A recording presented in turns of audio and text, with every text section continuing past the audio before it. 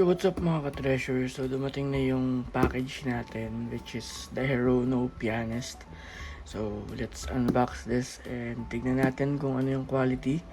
Medyo na-delay to ng isang araw. So, hindi na-deliver kahapon. So, unboxan natin siya. Let's go! So, let's cut the box. And, nakikita nyo, kinakat ko na siya. So,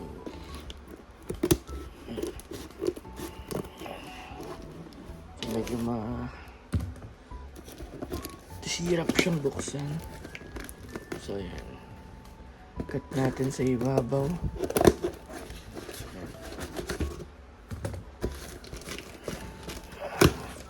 So, secure yung box. As you can see. So, sa side.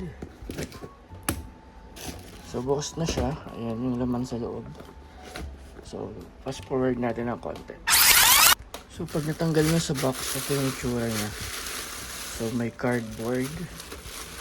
Then, naka-bubble wrap siya. And, ito yung laman. Yes, kuday. So, ayan yung laman niya. And, medyo magaan.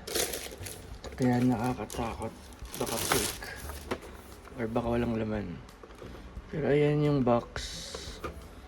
As you can see, ang ganda ng box niya. Very premium, glossy matte. So, ayan yung harap, the side, and the back. Bottom, sealed, and yung top, sealed din naman. So, unbox na natin, buksan natin siya. And, tingnan natin yung quality sa loob. Let's go. So, yan, nabuksan ko na siya. Ayos ko na yung tape sa taas. Ayan. So, alisan na natin siya sa box.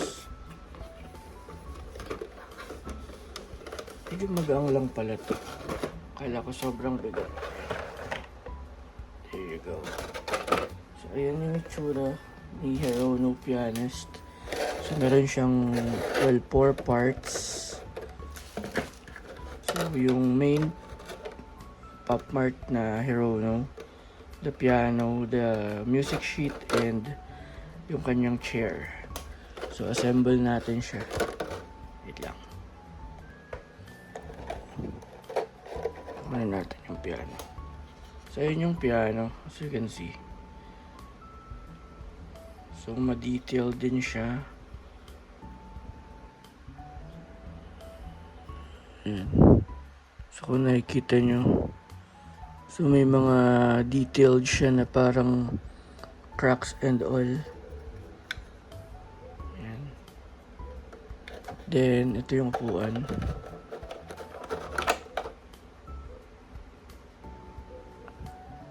And the music sheet.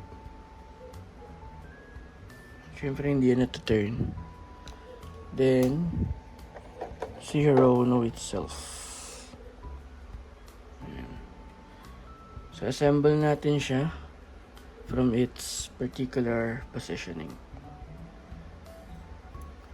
Ayan. So, kabit natin to dito. Then, the chair. Then, ito natin sa side.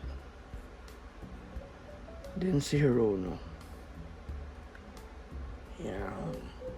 So, ayun yung itsura niya pag nakabit. So, pakita ko sa inyo ng medyo malapitan. So, focus natin sa kanya.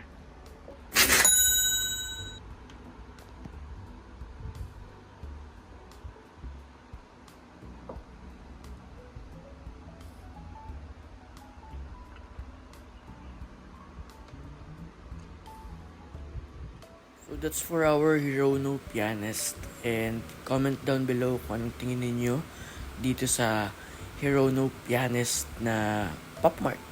So, napakaganda for me. Pero I want to hear your thoughts. Please comment down below kung meron kayo nito and what's your feedback.